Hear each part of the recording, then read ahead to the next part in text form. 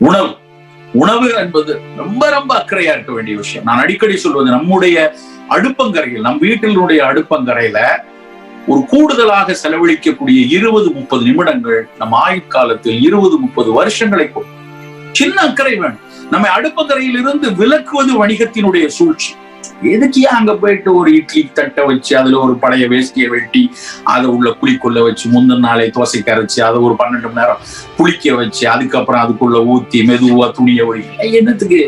நீ போவியா, அப்படியே பிளக் பாயிண்ட்ல சுவிட்ச போடுவியா, போய் மைக்ரோவன்ல சொருவியா, அப்புறம் எடுப்பியா, திம்பியா, போவியா அப்படின்னு சொல்லிட்டு இருக்காங்க. நண்பர்களே, அப்படியே இல்லை. உணவை ரசித்து ரசித்து செய்யணும், ரசித்து ருசித்து சாப்பிடணும். ரசித்து ருசித்து சாப்பிடுறது மென்று நம் உடலில் இருக்கக்கூடிய பல்வேறு உயிரினங்களும் உருவாங்க. நீ சாப்பிடுறதுங்கிறது, நம்ம சாப்பிடுறதுங்கிறது நமக்கான வெறும் வாய், பல்லுக்கு வாய்க்கு ருசியான ஒரு விஷயம் மட்டும் இல்ல. நம் குடல்ல இருக்க எல்லா பாக்டீரியாவும் சேர்த்து சாப்பிடுறோம். உள்ள இருக்கிற பல்வேறு வைரஸ்க்கும் நம்ம சேர்த்து சாப்பிடுறோம். அவையெல்லாம் சேர்ந்து என்னென்ன கிராஸ் ப்ரொடெக்ஷன் நம்ம உடம்புல கொடுத்துட்டு இருக்குன்னு இன்னைக்கு வரைக்கும் பெருசா கண்டுபிடிக்கல. புதுசா சொல்றேன், கரோனாவுக்கு எதிரான கிராஸ் ப்ரொடெக்ஷன் நம்ம உடம்பு ஏதாவது கொடுத்தா ஆராய்ச்சி பண்றான். BCG gives 70% கிராஸ் ப்ரொடெக்ஷன் நேத்து ஒரு பேப்பர் வந்து சயின்டிபிக் அமெரிக்கெல்லாம் வந்துருச்சு. முதல்ல இல்லன்னு வந்துச்சு ஒரு பப்ளிகேஷன், இல்ல இப்ப சொல்றேன் இருக்கு அப்படின்னு.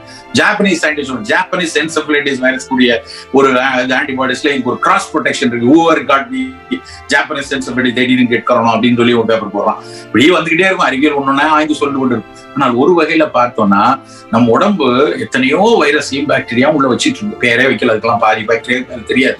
ஆனா அவையெல்லாம் நம்ம குடல்ல நம்மளுடைய செகண்ட் பார்ட் ஆஃப் இன்டெஸ்டைன்ல இருந்து லார்ஜ் இன்டெஸ்டைன் வரைக்கும் அதுக்குள்ள இருக்கக்கூடிய கொத்து கொத்தான பாக்டீரியா வைரஸும் அது நிறைய மெசஞ்சர் RNA விடுது. அந்த மெசஞ்சர் RNA மூளையில இருக்கக்கூடிய புரதத்தோட பேசுதெல்லாம் கண்டுபிடிச்சிட்டாங்க.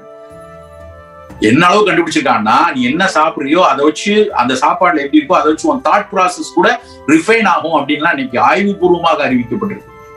பல ஆய்வுகள். அந்த ஆய்வுகள் ரொம்ப தெளிவா சொல்றது என்ன அப்படின்னா, உன்னுடைய உணவின் மூலமாக நாங்க படிக்கும் போது என்ன நினைச்சோம்னா, ப்ரோபயாட்டிக் அப்படின்னா அது டைஜஷனுக்கு நல்லது. நல்ல மோர் சாப்பிட்டேன்னா லாக்டோபாசிலஸ் இருக்கும், டைஜஷனுக்கு நல்லது. அவ்வளவுதான் நாங்க ஒரு 25 வருஷம் முன்னாடி படிச்சோம். இப்ப என்ன சொல்றது தெரியுமா? உன் வயிற்றுல இருக்கக்கூடிய பாக்டீரியா வைரஸ் நல்லா இருந்ததுன்னா உன் மெட்டபாலிசம் நல்லா இருக்கும், உன்னுடைய இம்யூனிட்டி நல்லா இருக்கும், உன்னுடைய தாட் ப்ராசஸ் நல்லா இருக்கும், உன்னுடைய டிஃபென்ஸ் அகைன்ஸ்ட் அடாப்டிவ் இம்யூன் சிஸ்டத்தை தூண்டுறதுக்குள்ள விஷயம் எல்லாம் உன்னுடைய ப்ரோபயாட்டிக். அவ்வளவு கண்டுபிடிச்சிருக்காங்க இப்போ. அப்ப என்ன அர்த்தம் அப்படின்னா, நம் குடலுக்கும் சேர்த்து சரியான உணவை எடுத்துக்கணும். அந்த உணவு நம்முடைய சுவை அடிப்படையில் தான் நம்முடைய முன்னோர்கள் நமக்கு அதை கற்றுக் கொடுத்திருக்காங்க. நம்ம உணவை எப்படி தேர்ந்தெடுக்கணும்னு சொன்னாங்கன்னா, தலை தித்திப்பு கடை கைப்பொண்ணா. முதல்ல இனிப்பு சாப்பிடு, கடைசியா கசப்பு சாப்பிடு. முதல்ல இனிப்பு சாப்பிடணும்னே நம்ம 2 ஜாங்கிரி ஒரு மைசூர் பால் சாப்பிடுறது பேர் இனிப்பு இல்லை. தலை தித்திப்பு அப்படின்னா முதல்ல பழங்கள் சாப்பிடணும். ஒரு வாழைப்பழம், ஒரு கொய்யாப்பழம், ஒரு பப்பாளி, ஒரு மாதுளை, எது பக்கத்துல இருக்கோ அந்த பழ துண்டுகளை சாப்பிடணும். அமெரிக்கால இருக்கீங்க, உங்க வீட்டு தோட்டத்துல ப்ளூபெரி இருக்கு, பக்கத்துல இருந்து ராஸ்பெரி எடுத்து சாப்பிடுங்க. ஆனா இங்க அயனாவரத்துல இருந்து உட்கார்ந்துட்டு நான் கிவி பழம் வாங்கி தான் சாப்பிடுவேன், அது முட்டாள்தான். என் அருகாமையில, என் பக்கத்துல, என் வீட்டு தோட்டத்துல, என் ஊருக்கு அருகாமையில் உள்ள கிராமத்தில் என் உழவன் தயாரித்து கொடுக்கக்கூடிய எங்க பக்கத்துல இருக்கிற பழம் நமக்கு போதும். நான் போய் அப்படியே நேரா மான்செஸ்டர்ல இருந்து ஸ்ட்ராபெரி கொண்டு வந்து நீங்க உட்கார்ந்து நான் சாப்பிடுவேன்னா அது முட்டாள்தான். நம் பக்கத்தில் நம் அருகாமையில இருக்கக்கூடிய பழத்துண்டுகள் நமக்காக. அது மாதிரி தலை தித்திப்படுத்திக்கணும். கடைசியில கசப்பு. 6 சுவை பத்தின புரிதல் இருக்கும். நம்ம வீட்டு பிள்ளைகள்ல எத்தனை பேருக்கு 6 சுவை தெரியும்? தெரியாது. பல பேருக்கு தெரியாது. என்னது கார்பா, துவர்ப்பா, துவர்ப்பனா என்ன அப்படின்னு ஒருத்தர் கேட்டாங்க. துவர்ப்புன்னு ஒரு சுவை இருக்குன்னே பல பேர். துவர்த்தல் அப்படின்னா உலர்தல் அப்படின்னு. துவர்த்தல், உலர்தல், துவட்டிட்டோம், துவர்த்திட்டோம். உலர்தல், உலர வைத்தல், உடலை உலர வைப்பது துவர்த்தல். அஸ்ட்ரிஞ்சனிக் அப்படிங்கிறான். என்னை பொறுத்த வரைக்கும் அந்த அஸ்ட்ரிஞ்சன்கிற சொல் கூட துவர்த்தலுக்கு இணையான சொல் என்று எடுத்துக்கொள்ள முடியாது. ஏதோ ஒரு ஆங்கில மொழிபெயர்ப்புல அப்படி கொடுத்திருக்கான். அந்த துவர்த்தல் அப்படின்னா அந்த உலர வைக்கக்கூடிய ஒரு தன்மை. அந்த உலர வைக்கக்கூடிய துவர்த்தல்ங்கிறது பெரும்பாடு துவர்த்தல் கொடுங்க. அதிகமா ரத்தம் போக்கு போகுது, மெலரோஜிக்கா இருக்காங்க, துவர்ப்பா இருக்கிற வாழைப்பூ கொடுங்க. நல்ல இம்பூரல் அப்படின்னு ஒரு தாவரம். இம்பூரல் காணாது ரத்தங்கிக்கு செத்தானே அப்படின்னா, அதிகமா ரத்தப்போக்கு இருந்துச்சுன்னா முதல்ல இம்பூரல் கொடுப்பாங்க. அதிகமா ரத்தப்போக்கு இருந்துச்சுன்னா வாழைப்பூ கொடுப்பாங்க. காரணம் என்ன? வாழைப்பூடைய துவர்ப்பு தன்மை அதீதமா சுரக்க. அதே சொல்றோம், புளிதுவர் விஞ்சிக்கின் வாதம். முட்டுல வலி இருக்கு, ஏன் வலி இருக்கு? அங்க இருக்கக்கூடிய ஈரத்தன்மை 2 போனுக்கு இடையில, டிபியாவுக்கும் மேல இருந்து வரக்கூடிய ஃபீமரோட என் பார்ட்டுக்கும் டிபியாவோட மேல் பார்ட்டுக்கும் நடுவில் சைனோவியல் ஃப்ளூயிட் இருக்கும், சைனோவியல் மெம்பரேன் இருக்கும். அது ஏற்கனவே தின்னாயி, அங்க இருக்கிற கார்டிலேஜ் எல்லாம் தின்னாயி 2 ஒன்னோட ஒண்ணு ஒட்டுற அளவுக்கு போயிடும். சைனோவியல் ட்ரைனஸ் வரும். அந்த ட்ரைனஸ் தான் துவர்த்தல். ஏற்கனவே அங்க தோர்த்து போயிருக்கு. அப்ப போய் நீ தோற்பா சாப்பிடாத. புளி துவர் விஞ்சிக்கின் வாதம். துவர்த்தல் நிறைய சாப்பிட்டா அங்க வாதம் வந்துடும். வத்த குழம்பு, கார குழம்பு, புளியோதரை, இது மாதிரி புளிப்பெல்லாம் தோற்பு நோய்களை எடுக்கும். தோற்பு தன்மை அதிகமா, புளிப்புத்தன்மை அதிகமா இருந்தா வாதத்தை அதிகரிச்சு. இனிப்பு அதிகம் சாப்பிட்டா கபம் பிடிக்கும். இனிப்பு எப்படி உருவாகுது? மண் பூதமும் நீர் பூதமும் சேர்ந்து, மண் பிளஸ் நீர் இனிப்பு. அப்ப நீர் நிறைய சேர்ந்தா நெஞ்சில சளி. நீர் உள்ள போச்சுன்னா சளி வந்துடும் இல்லையா? நீர் தான் கபம். கபம் சேர்ந்துடும். அதனாலதான் இனிப்பு சாப்பிடாத. சளி பிடிச்சிருக்கிறோம், இனிப்பு சாப்பிடாத. தும்மிக்கிட்டே இருக்கியா, மூக்கு அடைச்சு போய் மூக்கு ஒழுகுதா, இனிப்பு சாப்பிடாத. ஏன்னா அங்க நீர் நிறைய இருக்கு. நீர் நிறைய இருக்கும்போது நீர் பூதத்தினுடைய கூறாருக்கு போய் இனிப்பு போய் சாப்பிடலாமா? சார் இதெல்லாம் என்ன சார் மாதிரி குழப்புறீங்க? அந்த சுவை பூதம், பஞ்சபூத பஜ்ஜீகரணம் அப்படின்னு சித்த மருத்துவத்துல 5 பூதங்களும் சேர்ந்துதான் 6 சுவையை உருவாக்குறது. இந்த 6 சுவையும் சேர்ந்துதான் 3 குற்றங்களான வழி அழல் ஐயம் அப்படிங்கறது கொடுக்குது. அந்த வழி அழல் ஐயம்ங்கிற உடல், வழி அழல் ஐயம்ங்கிறது வாத பித்த கபம்னு ஆயுர்வேதம் சொல்லக்கூடிய அவற்றினுடைய தமிழ் சொல் தான் வழி அழல் ஐயம். எங்க ஆசான் வள்ளுவர் சொன்னது, மிகினும் குறையினும் நோய் செய்யும் நூலோர் வழி முதலாய 3. என்ன அர்த்தம்? வழி முதலாய 3ங்கிற அந்த வழி அழல் ஐயம் 3 மிகினும் குறையினும் நோய் செய்யும். கூடுனாலும் குறைஞ்சாலும் நோய் செய்யும். அப்ப அது கூடவும் கூடாது, குறையும் கூடாதுன்னா அந்த வழி அழல் ஐயத்தை கொடுப்பது யார்? கூட்டுவது யார்? குறைப்பது யார்? அந்த 6 சுவை. அந்த 6 சுவையும் சரியா நம்ம போயிட்டே இருந்தா அந்த வழி கூடாது, அழல் குறையாது, கபம் கூடாது. அப்ப இது எவ்வளவு ஒரு எளிய புரிதல். இது ஒவ்வொருத்தரும் தெரிஞ்சுக்க வேண்டியது. சித்த மருத்துவம் மட்டும் பேச வேண்டியது இல்லை. எல்லாருக்கும் இதெல்லாம் யாரோ சித்த டாக்டர் ஏதோ வாத பித்தம் பேசுறாரு சார், வழி இடம் ஒதுக்குறோம். நண்பர்களை நாம் ஒதுக்குவது தவறு. நம்ம இங்க இருக்கிற இப்போ ஒரு 500 பேர் பேசிட்டு இருக்கோம், கேட்டுட்டு இருக்கோம்னா நம்ம அத்தனை பேருக்குமான அடிப்படை அறிவு நம்ம ஆசான், நம்மளுடைய தமிழ் முன்னோர்கள் கற்றுக் கொடுத்த விஷயம். மருத்துவர்களுக்கானது மட்டும் இல்லை, நமக்கு தெரிஞ்சுக்கணும் எது வாதம், எது பித்தம், எது கபம். என் உடம்பு எது சார்? நான் சொல்லுவேன், என் உடம்பு வாத கபம், கபத்தன்மை அதிகமா இருக்கு, வாதம். இது என் பெற்றோர்கள் மூலமாக, நான் சாப்பிட்ட உணவு மூலமாக, என் சுற்றம் மூலமாக, என் சூழல் மூலமாக, என் பிள்ளைகள் மூலமாக நான் உருவாக்கினது.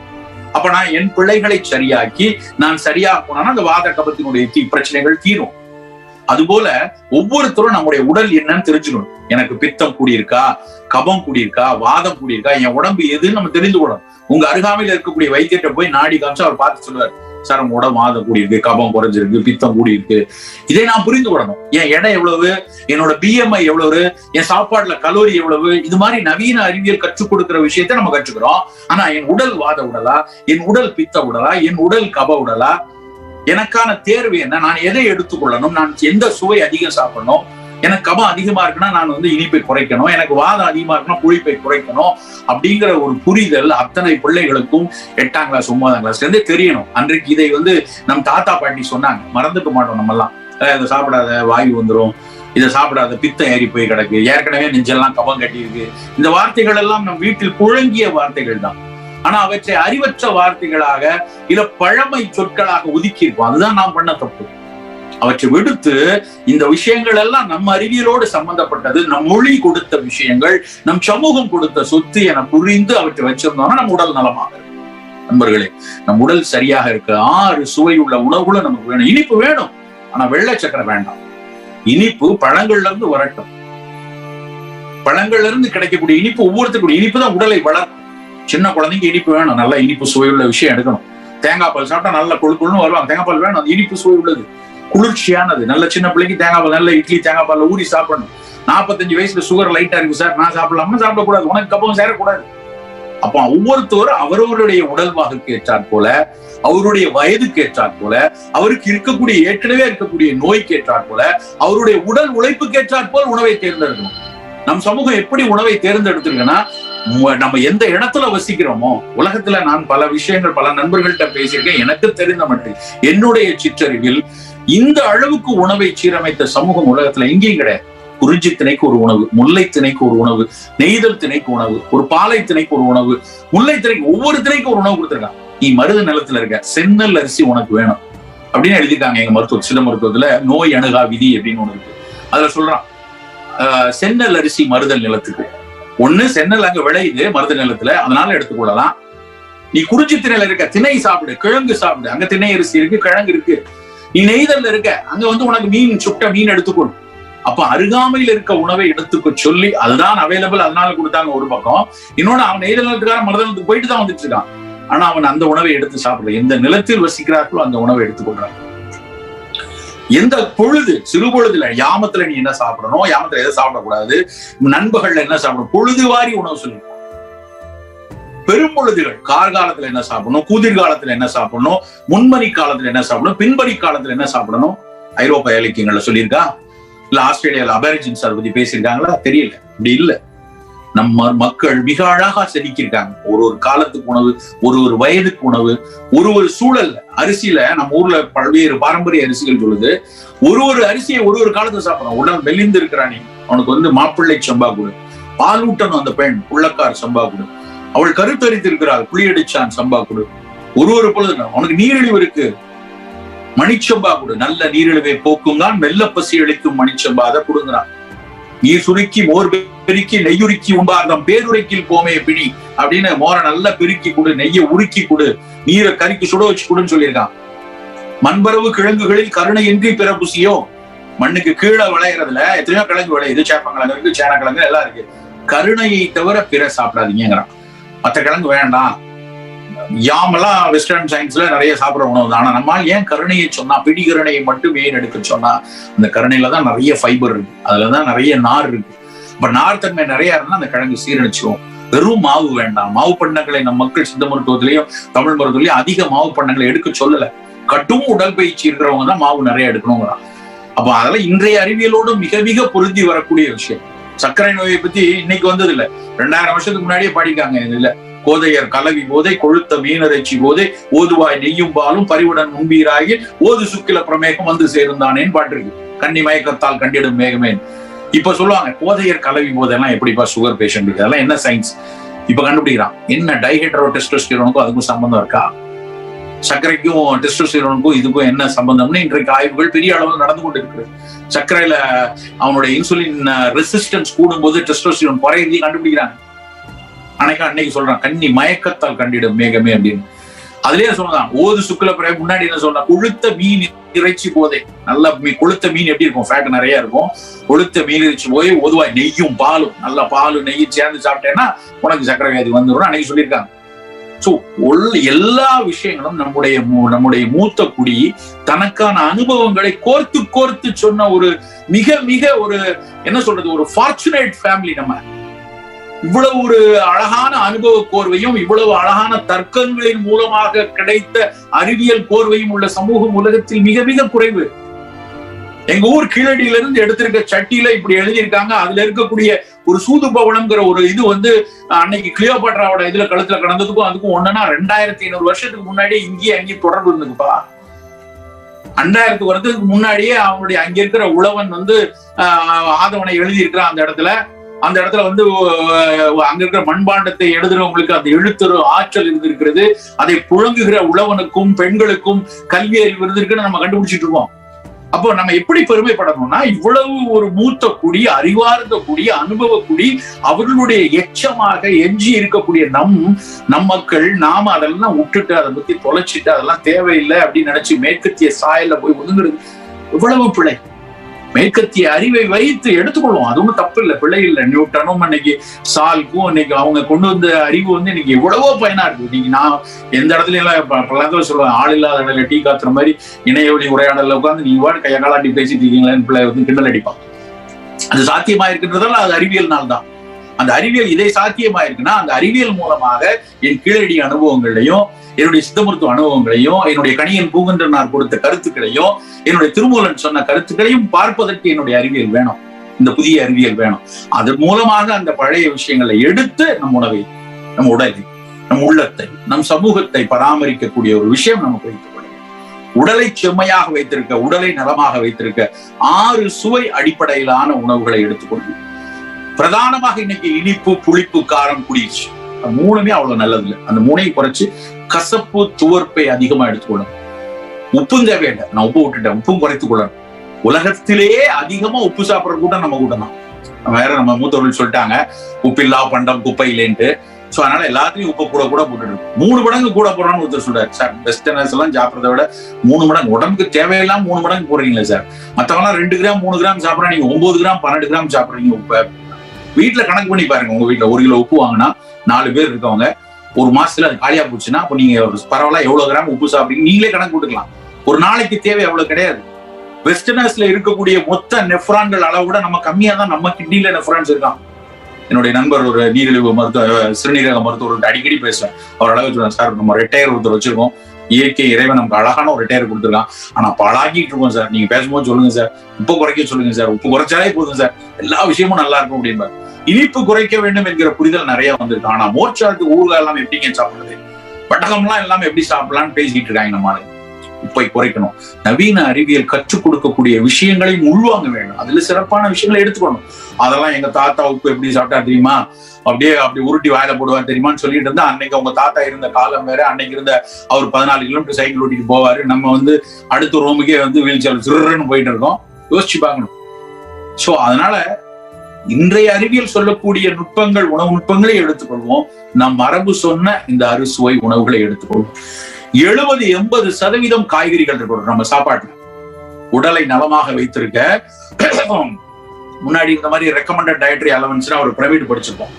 அதுல நிறைய கார்போஹைட்ரேட் ஒரு 30%, 70% கார்ப்ஸ், 20% புரோட்டீன்.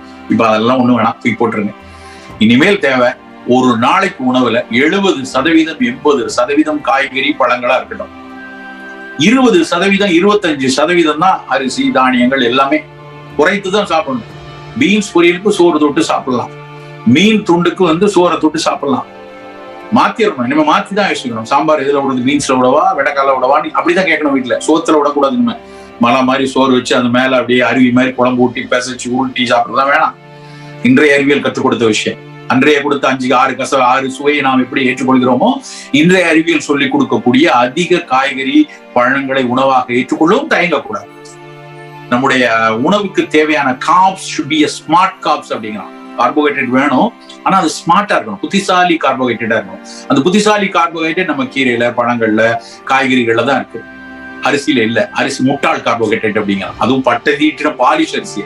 நம்ம ஊர் பழைய மாப்பிள்ளை சம்பாவையோ கருங்குருவியோ காட்டு யானத்தை அப்படி சொல்லல. அவன் சொல்றது இந்த வெள்ளையேறுன பாலிஷ் ரைஸ் இருக்கு இல்லையா, அதை குறைச்சோம். அதை எடுக்கவே வேணாம். எங்க வீட்டுல எல்லாம் நாங்க எல்லாம் இப்படி வச்சிருவோம். இழுப்பு சம்பா ஒரு டப்பால வச்சிருக்கோம், தூயமல்லி சம்பா ஒரு டப்பால, காட்டு யானை அரிசி டப்பால, கருங்குருவி அரிசி டப்பால வச்சுட்டு தினம் ஒன்ன போட்டு சாப்பிட்டு இருக்கோம். சார் நீங்க உங்களுக்கு நிறைய பேர் பழக்கம் இருக்கும் சார், இதெல்லாம் வாங்க நான் எங்க அமேசான்ல ஆர்டர் போட்டா இதெல்லாம் வருமா அப்படின்னு கேட்க கூடாது. வராது. நீங்க தான் தேடணும்.